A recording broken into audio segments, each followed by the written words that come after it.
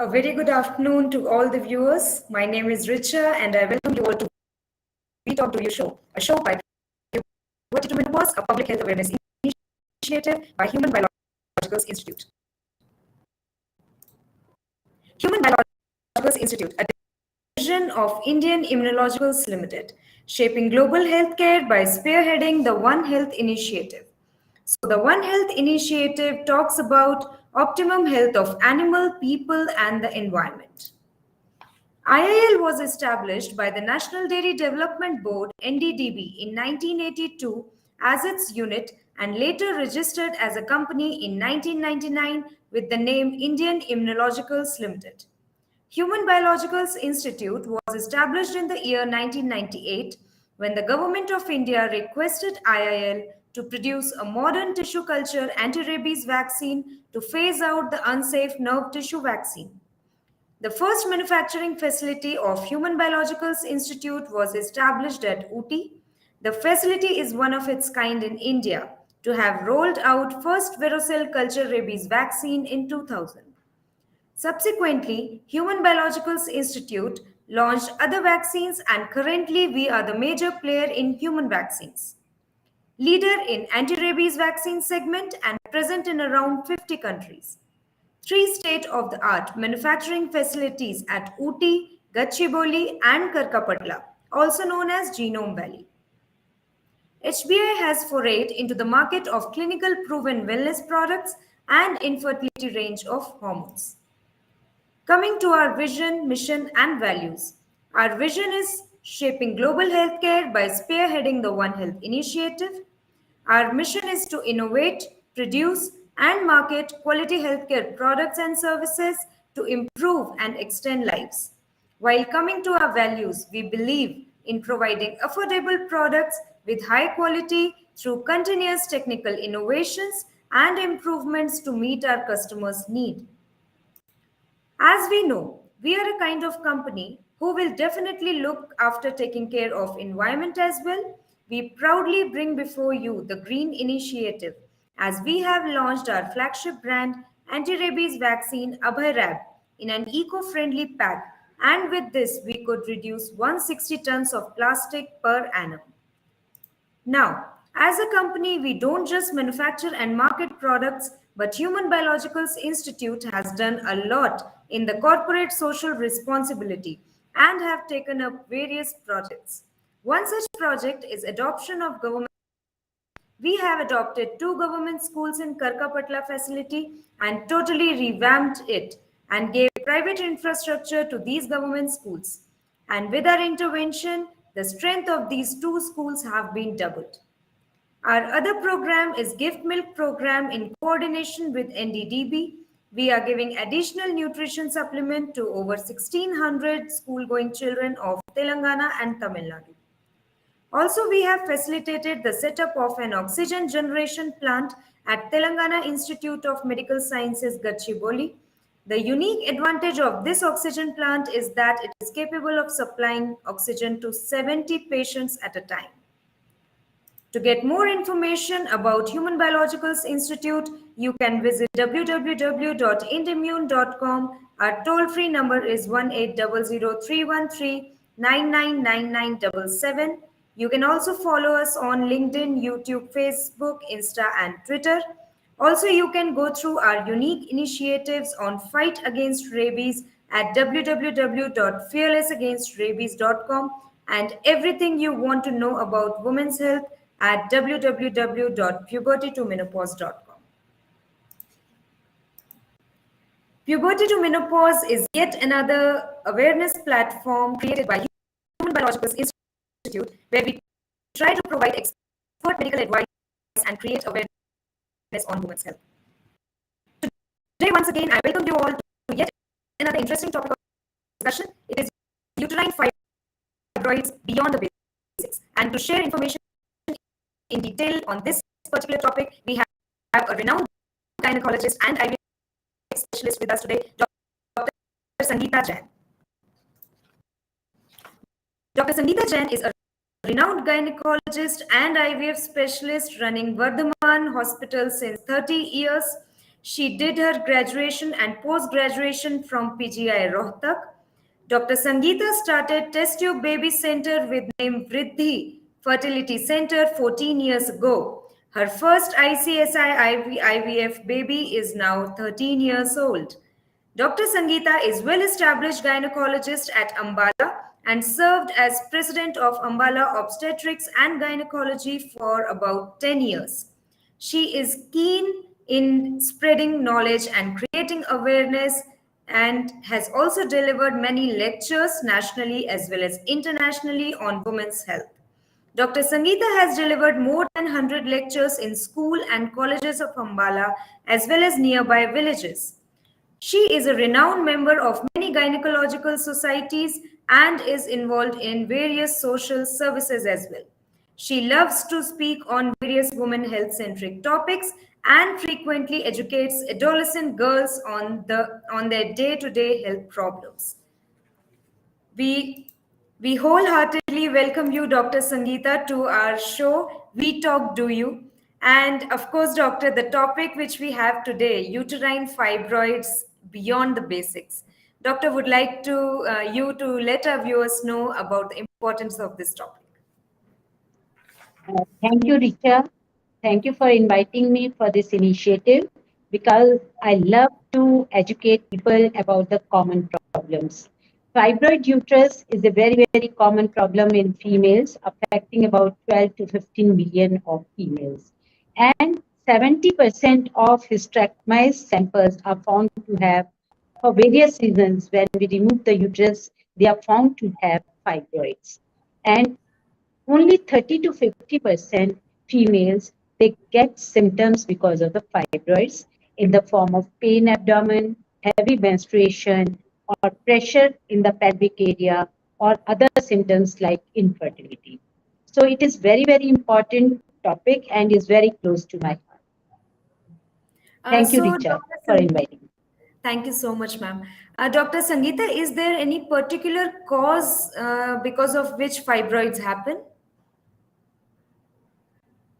Actually, the fibroids are made up of smooth muscles, fibroblasts, and the matrix, and are present inside the uterus. There is no particular cause for the development of these fibroids. Basically, they are genetic, and other environmental factors like use of plastics or pollutants which are affecting our body, they can aggravate the symptoms and the development of the fibroids. So it is basically polygenic disease, and multiple environmental factors, they play their role in development of the fibroids. So there is no particular one reason for the development of the fibroids. Okay. Dr. Sangeeta, for our knowledge, we would like to know that if any woman is suffering from uterine fibroids, then what will be the common signs and symptoms by which a lady can identify that she has to visit gynecologist and fibroids could be detected? Like I have already told you that the fibroids, they commonly cause the bleeding problems in the females. So most of the females, they come with the problem of heavy menstruation and intermittent spotting can be there. Second, that means the menstrual problems can be there. Secondly, she can suffer from infertility if she is in the reproductive age group. Third, she can have the symptoms of pressure, like she will have difficulty in voiding urine or difficulty in passing motion. So she can have pressure symptoms as well as she can develop pain abdomen if the fibroid is of large size. So these are the basic symptoms with which the patients, they come to our OPD commonly. Dr. Sangeeta, yes, doctor. Sorry, Richa.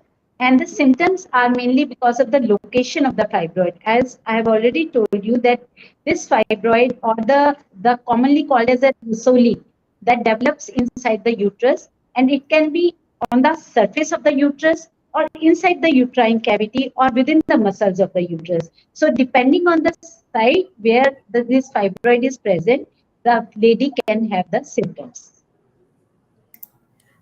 So, Dr. Sangeeta, are uterine fibroids related to age, family history, or obesity, or lifestyle? So, is it Yes. related to any of these factors? Yeah, as I have already told you that this disease is basically genetic and multiple genes, they regulate the development of fibroids. So it can be a familial problem because multiple genes are regulating, and the aggravating factors are environmental factors. Like if the female likes to have more of fat food, means she is having like excess of fats as well as carbohydrates, and she is obese, she is likely to have more of fibroids, number one. Number two, the changing environment, like more of pollutants are being added in the environment every day, so they also add up to the development of the fibroids. Third thing is we are using too much of plastics these days, and the plastics, they also are found to lead to development of the fibroids. So basically, multiple environmental factors as well as multiple genetic factors, they are responsible for the development of fibroids.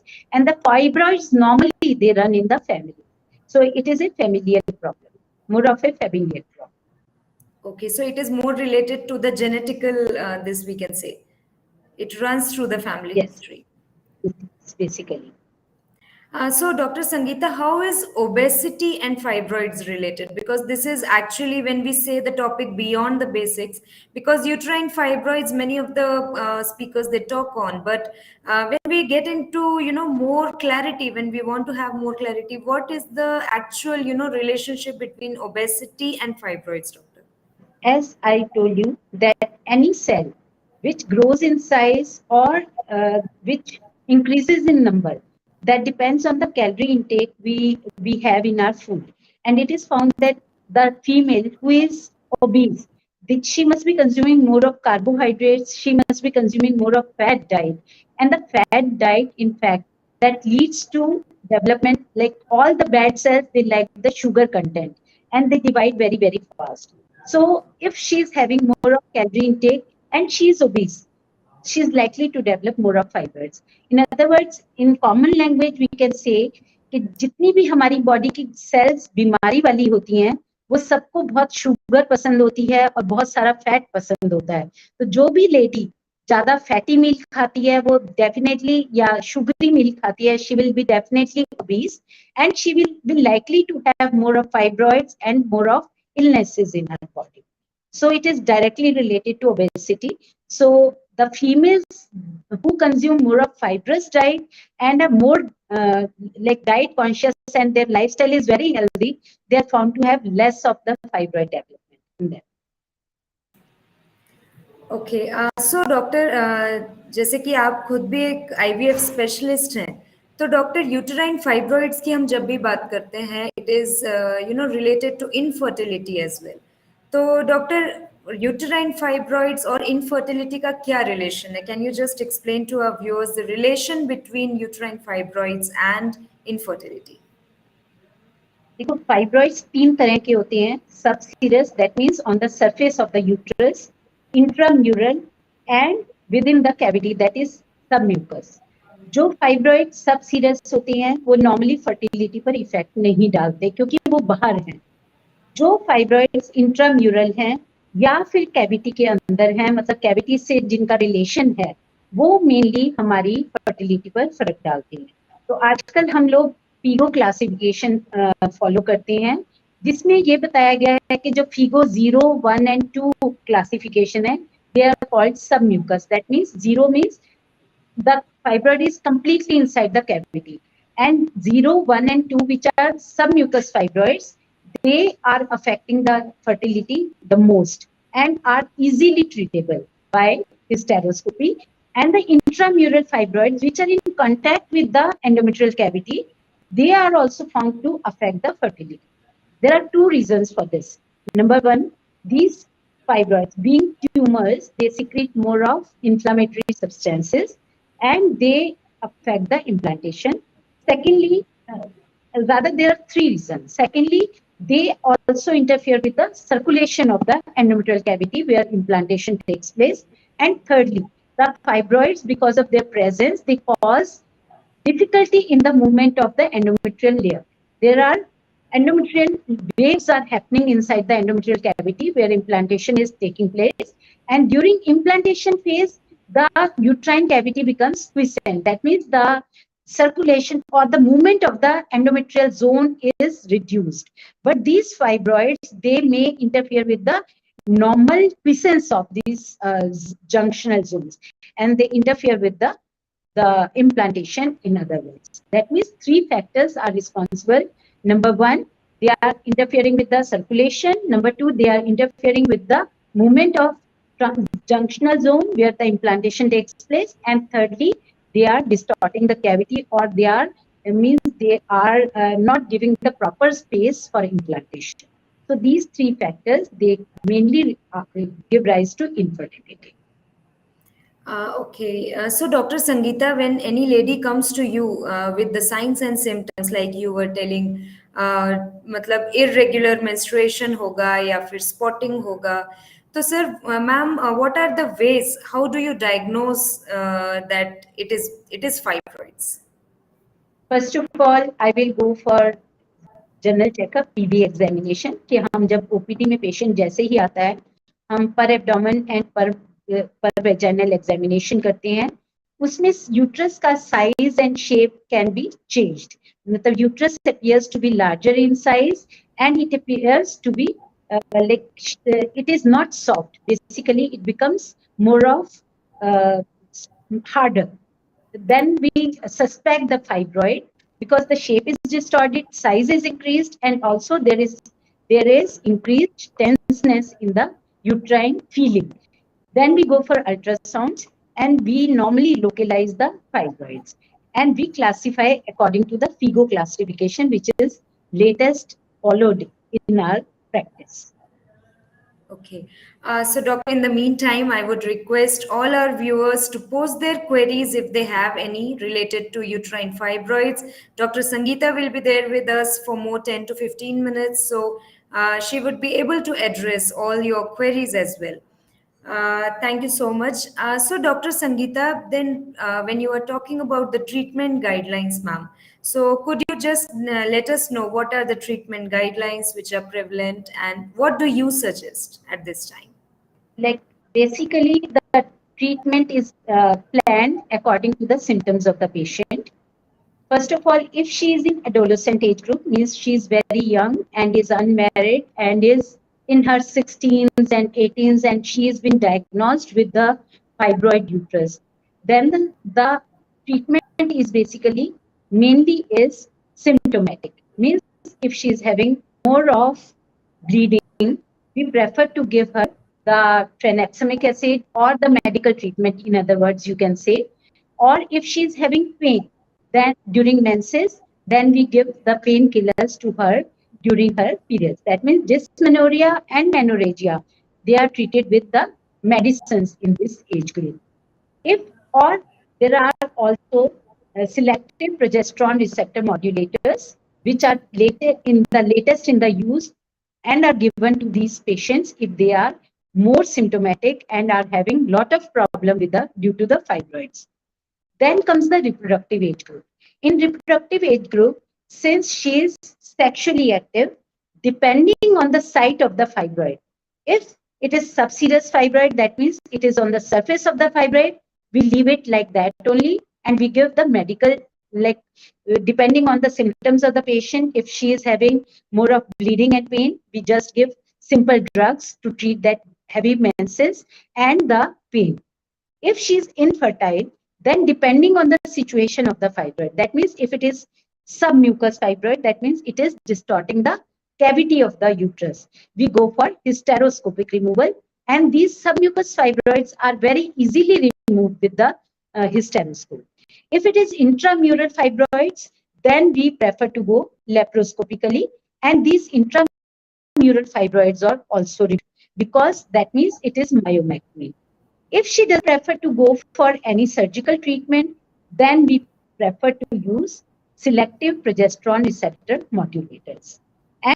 And once the completes her family, that means she has already given birth to her children and she is coming with the menorrhagia or heavy menses and the pain abdomen or other symptoms of the fibroid, depending on her choice, we also add up, like we can give number one, if she wishes, we go for hysterectomy. Secondly, we can go for myomectomy with the consent that 25% of the patients, after removal of the fibroid only, they have the chances of recurrence. Or if she doesn't want to go for these surgical treatment methods, we go for medical management. In medical management, there could be selective progesterone receptor modulators, which help in reducing the size of the fibroids and also the symptoms of the fibroids. The other options can be uterine artery embolization. That is also preferred in the perimenopausal females.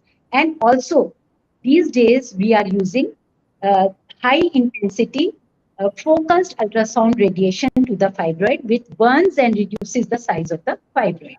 So all the ladies are treated according to the age group and their symptomatology. So whatever, and we give all the options to all the females, and whatever is their choice, we go for the treatment. Thank you so much, Dr. Sangeeta, for telling us so elaboratively and in a very easy way that what is the current, treatment guideline for fibroids. I would request all our viewers to post any query if there it is. So, Sangeeta, ma'am, if any, I can say as a conclusion remarks, or what would you like to suggest all our viewers, means when they have to visit the clinic, and what is the message to you, to all, from you to all our viewers? The message basically is fibroid is present in 70% of the hysterectomized patients, and if the patient comes as the guidelines suggest that all the females should get their checkup done every year, including their ultrasound and breast examination, because these days the problems are increasing day by day. The risk of cancers, the risk of fibroids, the risk of breast cancers, that is also increasing. So all the females should get their checkup done every year. And every 3 years, the female should get her pap smear done, because there can be cancerous chances also in all the females. So not only the fibroid, the patient can have also leiomyosarcoma, which has different pathology and different origin. So once the patient comes yearly for the checkup and gets checked up, herself checked up by the gynecologist, the diseases can be detected early and in a proper way. Secondly, whenever the patient is getting symptoms, even in the adolescent age group, the mothers should give attention to the child, because if she's losing a lot of blood, she's having pain symptoms, she's having pressure symptoms, or any other symptoms, the signs and symptoms of patient should not be ignored. That we should not think that it is a adolescent period, the patient can get heavy and irregular menses, as well as in the perimenopausal females also. I have seen a lot of patients, they come very, very late to the doctor, and they are, once they're diagnosed later, they get anemia and other symptoms also, which are causing harm to their life basically.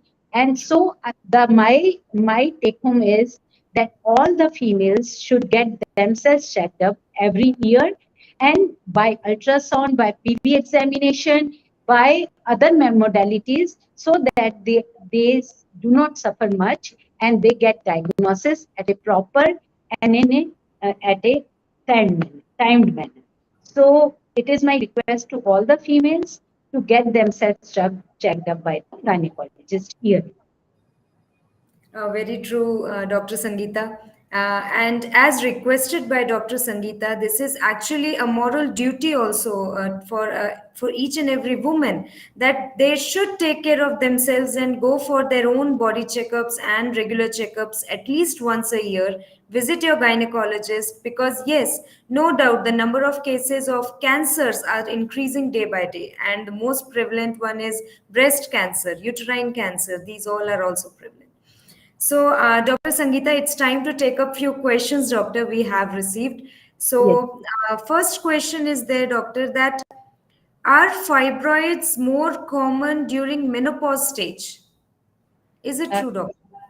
No, it is seen that the maximum diagnosis is made around the menopause, because once the female completes her family and she is getting so many symptoms like pain abdomen, or she's getting the menorrhagia, she comes for the checkup to the gynecologist with the symptoms, and that is why they are diagnosed at this stage. Otherwise, the fibroid can be present from right from the adolescent period, and it is the maximum time when the fibroids are diagnosed are is the age group of 45 to 50 years.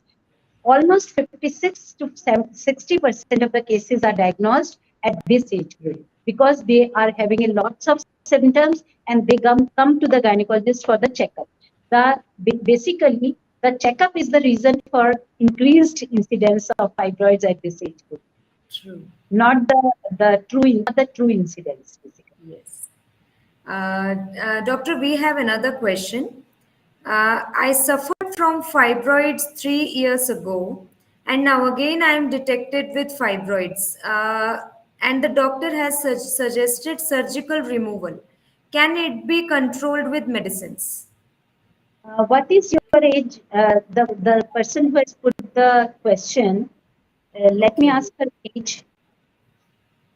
So let the person reply back, doctor. Till that time, we'll park this question. One more question is there, doctor, that are all fibroids cancerous?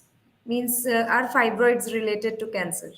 No, as I have told that leiomyosarcoma, cancers, and the fibroids. Fibroids are basically the benign tumors. They have different origin. So they are not related. All the fibroids are benign tumors, and the leiomyosarcomas, which have different origin, they are cancers, and they should not be confused with each other. Okay. Doctor, the woman age is 36 years old. And has she completed her family? Then let the answer come, doctor. So we'll take up this question. Till that time, doctor, we have another question that will excessive bleeding lead to fibroids? No. Fibroids, in fact, it is the reverse one. The fibroids, they lead to excessive bleeding. Not the excessive bleeding is resulting into the fibroids. Okay. Doctor, she has a daughter. Okay. Yes. So She maybe she further planning, we don't know whether okay. she's having or not. So there is like depending on the location of the fibroid in this female, because she's 36 years and has only one child, maybe she is planning another child in later in her life. So my advice is first to complete her family, because her daughter is also already there, so she must be not infertile. If she has developed symptoms of infertility due to fibroid, then depending on the location, if it is submucous fibroid, she should go for removal hysteroscopically, and if it is intramural, she should go for removal laparoscopically if it is bigger in size. But if it is smaller in size, she can opt for the medical treatment. As I have told you, there is selective progesterone receptor modulators, and drugs are mifepristone and ulipristal acetate. So she, depending on the doctor's choice, she can opt for any one of the drugs. Okay. Thank you Some of so the much, Dr. doctors Sangeeta. prefer to give gonadotropin with GnRH analogs also. Some doctors prefer to give. But these hormones cannot be given for a longer time because in longer go, the GnRH analogs they lead to bone loss. That means the bones become weak if we use the GnRH analogs for a longer time. So, according to me, selective progesterone receptor modulators are a preferred choice. Thank you so much, Dr. Sangeeta, and I'm sure this will be really helpful for our viewer. Uh, One more question is there, doctor, that doctor, if I am taking medicines of fibroids, will it lead to irregular menstruation? Definitely, because selective progesterone modulators, what they do is they are acting on progesterone receptors. So the activity of estrogen that keeps on going in these patients, mostly I have seen that the medical treatment that leads to amenorrhea, that means the menses become absent for the time you are using the drugs.